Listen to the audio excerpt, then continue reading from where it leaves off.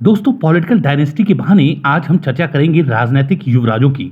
सारे युवराजों पर बात करना तो संभव नहीं है, इसलिए हम दायरा सीमित करते हुए कुछ बड़े युवराजों पर चर्चा करेंगे। देखिए, हमें जब आज़ादी मिली तो हमारे यहाँ सारे राजे रजवाड़ों का विलय कर दिया गया और जितनी स्टेट्स थीं उन्हें खत्म कर दिया गया, जिससे सामंतवादी डायनेस्टी की जो परंपरा थी उसे खत्म किया जा सके। फिर इसे खत्म करने का दूसरा प्रयास तब किया गया जब 1950 में हमारा संविधान बना और हम गणतंत्र बने। तीसरी कोशिश जमींदारी उन्मूलन एक्ट को लागू कर की गई। इन तीन कदमों को उठाने के बाद देश को लगा कि हम इस पुरानी व्यवस्था से मुक्त हो चुके हैं। अब हम एक डेमोक्रेटिक देश में हैं जहां सबके वोटों की कीमत एक समान है। लेकिन अपने देश में हुआ इसके ठीक उलट, यानी यहां सामंतवादी व्यवस्था पर तो रोक लगाई, लेकिन उसको एक नए रूप में लाकर वंशवादी राजनीति को स्थापित कर दिया गया। इसकी शुरुआत मोतीलाल नेहरू ने की जब उन्होंने अपने बेटे जवाहरलाल नेहरू को अपने रसूख से कांग्रेस का अध्यक्ष बनवा दिया। इसके बाद नेहरू तो और आगे निकल गए, उन्होंने अपनी बेटी इंदिरा को ही अपनी पार्टी का अध्यक्ष तो बनवाया ही, पीएम भी बनवा दिया। देखिए, वंशवाद को व्यापार या कारोबार की दृष्टि से देखें तो ये परंपरागत रूप से दूसरी पीढ़ी को ट्रांसफर हो जाता है। ये बात अलग की है कि ये पीढ़ी अपने पुश्तैनी कारोबार को उतनी कुशलता से चला सके, लेकिन ये पीढ़ी चला पाए या नहीं ये उसके कौशल पर निर्भर करता है। अगर अगली पीढ़ी उसमें इन्वेस्टमेंट लेकर आती है या फिर नई टेक्नोलॉजी लाती है या वैल्यू एडिशन करती है तो ऐसी स्थिति में व्यवसाय आगे बढ़ता है। लेकिन अगर ये तीनों चीज नहीं होंगी तो धीरे धीरे इसका बंद हो जाना ही इसकी नियति होगा। इसी तरह पॉलिटिकल डायनेस्टी में जब दूसरी पीढ़ी आती है तो देखा जाता है कि वो क्या करती है, क्योंकि पहली पीढ़ी जो होती है वो कठिन संघर्ष, परिश्रम, लड़ाई और बड़ी जद्दोजहद से निकलकर आती है। उसके जीवन में कभी वो सुख चैन या ठाठ नहीं होते जिसे सत्ता का सुख कहा जाता है। उसकी पूरी जिंदगी एक संघर्ष की कहानी होती है। इसीलिए उसके साथ आंदोलनों में जो लोग उसके सहयोगी होते हैं उनसे उसका लगाव और भाईचारा होता है और ये सब मिलकर पार्टी को आगे बढ़ाते हैं। लेकिन जब दूसरी पीढ़ी आती है तो उसने तो कोई संघर्ष किया नहीं, वो आराम तलब होती है क्योंकि उसने सब सुख और ऐश्वर्य को भोगा है। बस इस पीढ़ी की ये खासियत होती है कि ये पहली पीढ़ी से जुड़ाव रखती है। लेकिन जब तीसरी पीढ़ी आती है तो वह इन सबसे कटी होती है, क्योंकि उसको कुछ करना ही नहीं पड़ा। उसे जो भी मिला सब बना बनाया मिला है और वो विरासत संभाल नहीं पाती है। वैसे ये बात दूसरी पीढ़ी से भी शुरू हो सकती है। इसीलिए कौन सी डायनेस्टी कितना आगे बढ़ेगी ये अगली पीढ़ी के व्यक्ति की राजनीतिक सोच समझ, उसकी मेहनत और पार्टी को आगे बढ़ाने के कौशल पर निर्भर करता है। तो आइए शुरुआत करते हैं उत्तर प्रदेश से। पहले बात अखिलेश की, फिर एक और छोटी पार्टी है उसके मुखिया जयंत चौधरी की। बिहार में हम बात करेंगे तेजस्वी यादव की और रामविलास पासवान के बेटे चिराग पासवान की, जो अपनी पार्टी के अध्यक्ष भी हैं। बात अगर हरियाणा की करें तो यहाँ तो परिवार की बाढ़ नजर आ जाती है। बंसीलाल का परिवार, देवीलाल का परिवार और भूपेंद्र सिंह हुड्डा का परिवार। आगे अगर पंजाब में बढ़ें तो अकाली दल के सुखबीर बादल। महाराष्ट्र देखें तो बाल ठाकरे के बेटे उद्धव ठाकरे और उनके बेटे आदित्य ठाकरे। फिर महाराष्ट्र की राजनीति के चाणक्य कहे जाने वाले शरद पवार और उनकी बेटी सुप्रिया सूले। तो ये युवराजों की जो टोली है, शायद ये आपको पता हो या अंदाजा हो कि इनमें सबसे बड़ी बात ये होती है कि इनमें आपस में बहुत एकता होती है। इनमें से जो भी संसद में, लोकसभा या राज्यसभा में हो तो ये जब आपस में मिलते हैं तो इनमें बड़ी दोस्ती होती है। इनकी जो सोसाइटी होती है वो बड़ी हाई क्लास वाली यानी पेज 3 टाइप की होती है और इसी में ये सहज महसूस करते हैं और इससे नीचे का जो क्लास है जहां से ये आए हैं उसको बड़ी हिकारत की दृष्टि से देखते हैं। और जब बात वंशवाद की हो रही हो तो युवराज शिरोमणि राहुल गांधी को कैसे भूला जा सकता है। और अब तो इनके साथ प्रियंका भी हैं। देखिए इन सब की राजनीति। 18 साल राहुल गांधी को संसदीय राजनीति में आए हो गए हैं, लेकिन उन्हें कितनी बार लॉन्च, फिर रीलॉन्च और फिर उदयपुर में लॉन्च करने का प्रयास किया गया। एक बार उन्हें पार्टी अध्यक्ष बनाए जाने का प्रयास किया गया, लेकिन राहुल आगे बढ़ते ही नहीं। उन्हें धक्का देकर आगे बढ़ाया तो जाता है लेकिन कोई फायदा नजर नहीं आता। प्रियंका गांधी से कांग्रेस को बड़ी उम्मीद थी और खासतौर से एक वर्ग को कि वो आएंगी और सब कुछ बदल देंगी। कांग्रेस का कायाकल्प हो जाएगा, लेकिन उन्होंने ऐसा कायाकल्प किया कि जो पंजाब में सरकार थी उसे भी डुबो दिया। यूपी में यह हालत हुई कि 392 या 393 सीटों पर कांग्रेस की जमानत जब्त हो गई। उसके अलावा छत्तीसगढ़ में टीएस सिंहदेव और भूपेश बघेल के बीच झगड़े में वो बघेल के साथ खड़ी हो गई। फिलहाल कांग्रेस पार्टी में कौन किस बारे में फैसला ले रहा है ये अब पता ही नहीं चलता। कौन सा फैसला सोनिया ले रही हैं, कौन सा राहुल ले रहे हैं और कौन सा फैसला प्रियंका ले रही, कुछ पता नहीं। अब देखिए, हरियाणा के प्रदेश अध्यक्ष की नियुक्ति हुई तो माना जा रहा था ये फैसला सोनिया का है। अब देखिए, आप ये कैसे कहेंगे कि ये सोनिया का फैसला था या राहुल का?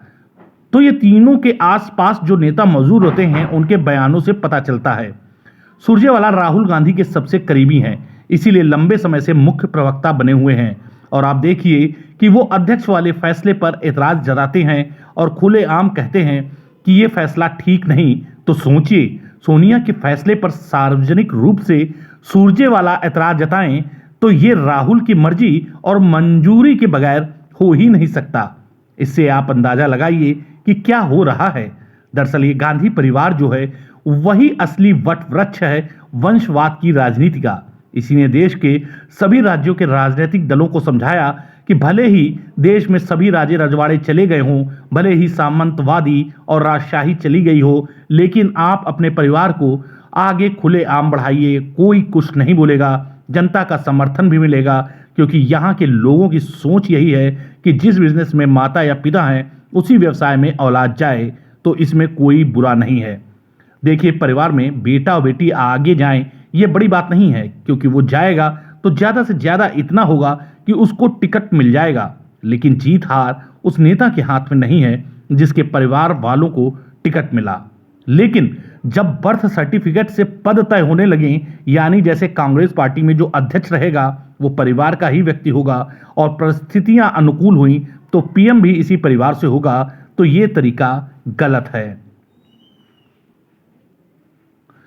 इसी तरह यूपी में मुलायम सिंह के बाद पार्टी में जो अध्यक्ष बना वो उनका बेटा ही बना और किसी के नाम पर सोचना ही पाप होगा। यही नहीं, सीएम भी वही बने। क्या पूरी पार्टी में है किसी नेता में या कार्यकर्ता में दम जो सीएम बनने का सपना देख सके? तो इसका सवाल ही नहीं पैदा होता। लेकिन आप ये भी देखिए, अखिलेश यादव अध्यक्ष तो बन गए और पिता से विरासत में सीएम पद भी मिल गया, लेकिन उसके बाद अपने बूते पर वो आज तक कुछ हासिल नहीं कर सके। अखिलेश 2012 में सीएम बने थे और आज 2022 चल रहा है। इन 10 सालों में वो एक भी चुनाव नहीं जीत पाए हैं। बात करें अगर जयंत चौधरी की, तो वो हैं कहां, किसी को नहीं मालूम।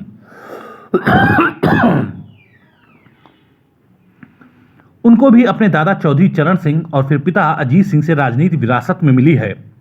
एक समय यह परिवार चरण सिंह के समय जहां पूरे देश में अपना प्रभाव रखता था, वहीं अब यह महज 2-3 जिलों तक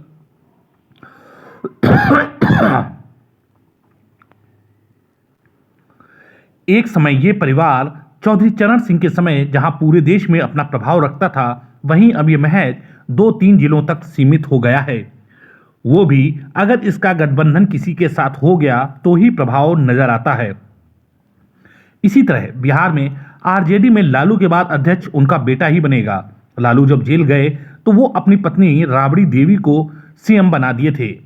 और आप देखिए, इन सब पार्टियों की सोच ये हो गई है कि अपने परिवार को पहला स्थान देते हैं और कार्यकर्ता को दोयम दर्जे पर रखते हैं। यही आप तेलंगाना में देखिए, आप इसे आंध्र में देख लीजिए, जहां चंद्रबाबू नायडू अपने बेटे को आगे बढ़ाने के लिए प्रयास तो कर रहे हैं लेकिन नाकाम हो रहे। आप तमिलनाडु देखिए, करुणानिधि की बात उनके बेटे स्टालिन आ गए हैं। इसी तरह बिहार में देखिए तेजस्वी यादव और चिराग पासवान को। तेजस्वी यादव को भी अभी साबित करना है। हालांकि विधानसभा चुनाव में आरजेडी ने अच्छा परफॉर्म किया, लेकिन आप ये भी देखिए पिछले 17 साल यानी 2005 से अब तक राष्ट्रीय जनता दल कोई चुनाव जीती नहीं है। सिर्फ 2015 को छोड़ दें, जिसमें लालू और नीतीश साथ मिलकर लड़े थे और जीते थे। यानी 2005 से आरजेडी अभी तक अपने दम पर जीत नहीं पाई है। आगे भी राह उसकी कठिन है। उधर चिराग पासवान को भी साबित करना है कि रामविलास पासवान की जो विरासत थी, यानी जो उनका जनाधार था, उसको भी बचाकर रख पाएंगे कि नहीं। इसी तरह तमिलनाडु में एमके स्टालिन को भी साबित करना है कि वो विरासत को सही दिशा में ले जा पा रहे हैं या नहीं। लेकिन आदित्य ठाकरे को देखकर आप ये कह सकते हैं कि उद्धव ठाकरे इस टर्म के बाद जब सीएम पद से हटेंगे तो ठाकरे परिवार की राजनीति हाशिए पर जाने वाली है, और इसकी वजह है उद्धव के गलत फैसले और पार्टी का अपनी मूल विचारधारा से भटक जाना। उद्धव के अंदर बाल ठाकरे के व्यक्तित्व की एक झलक भी नहीं दिखती है। अब बात करें पंजाब की, जहां प्रकाश सिंह बादल का जो जनाधार था, प्रभाव था, रुतबा था, उसका 10वां हिस्सा भी सुखबीर बादल नहीं बचा पाए हैं। यही नहीं, सुखबीर बादल अकाली दल के लिए विष बेल साबित हुए हैं। जब तक सुखबीर बादल अकाली दल के सर्वे सर्वा रहेंगे तब तक अकाली दल का कुछ नहीं होने वाला। लोगों के दिलों में उनके लिए सिर्फ विरोध ही नहीं बल्कि नफरत और हिकारत का भाव भर चुका है। यही 10 साल में उनकी राजनीतिक कमाई है। हरियाणा में देखें तो भूपेंद्र सिंह हुड्डा जमीनी नेता हैं जिनका अपना जनाधार भी है, या यूं कहें हरियाणा में कांग्रेस का मतलब भूपेंद्र हुड्डा, तो ये भी गलत नहीं होगा। देखिए, कुमारी शैलजा को सोनिया गांधी ने प्रदेश अध्यक्ष तो बनाया, लेकिन हुड्डा ने उन्हें अपनी टीम तक नहीं बनाने दी, और यही बात हुड्डा की ताकत को दर्शाती है। सिर्फ यही नहीं, बाद में शैलजा को हटाकर जिसे हुड्डा चाहते थे उसे प्रदेश अध्यक्ष बनाया गया। लेकिन इतना ताकतवर और प्रभावशाली होने के बावजूद उनके बेटे दीपेंद्र सिंह हुड्डा का राजनीतिक कैरियर आगे नहीं बढ़ पा रहा है। अभी भी दीपेंद्र पिता के कंधे पर सवार हैं। पिता से अलग हटकर इनकी कोई अलग राजनीतिक छवि नहीं है। तो ये भारतीय राजनीति के जो युवराज हैं, इसमें किसी को गद्दी मिल गई है यानी सत्ता मिल गई है, और किसी को संगठन की सत्ता मिल गई है, और वो जब तक चाहेंगे पद पर बने रहेंगे। लेकिन जहां तक मतदाता का सवाल है, जो आज से 75 साल पहले सोचता था और जो आज का वोटर है, उसकी सोच में बड़ा भारी बदलाव दिखने लगा है। परिवारवाद की जो राजनीति है उसे अब लोगों ने खारिज करना शुरू कर दिया है, यानी वंशवाद को नापसंद कर रहे हैं।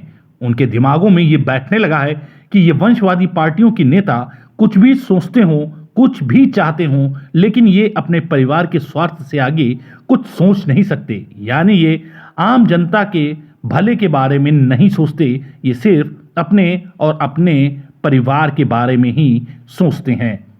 तो इसीलिए देखिए, अगर भारतीय राजनीति के युवराज जब तक हैं तब तक भाजपा और नरेंद्र मोदी की राह में कोई बाधा नहीं होगी। ये जो लोगों की सोच में बदलाव आया है, इससे पीएम अच्छी तरह समझ चुके हैं, और यही वजह है आप देखिए पीएम मोदी परिवारवाद और वंशवाद पर लगातार हमला बोल रहे हैं। साथ ही अपनी पार्टी यानी बीजेपी में बड़े बदलाव कर रहे हैं। अभी हाल ही में 5 राज्यों के चुनाव हुए, उसमें देखिए सांसद और विधायकों के बेटों और बेटियों को टिकट नहीं दिया, और ये फैसला खुद प्रधानमंत्री ने लिया। अब ये परिवारवाद को लेकर पीएम जो बदलाव कर रहे हैं और हर मंच से जो इस पर हमला भी बोल रहे हैं, इसकी आंच परिवारवादी पार्टियों पर भी पड़ने लगी है। कांग्रेस पार्टी में भी ये सुगबुगाहट लंबे समय से है, लेकिन फिर बात वही कि बिल्ली के गले में घंटी बांधे कौन। लेकिन ये परिवर्तन जिस दिन कांग्रेस में हुआ तो उस दिन और भी जितने परिवारवाद वाले राजनीतिक दल हैं, वहां भी परिवर्तन आपको साफ नजर आने लगेगा।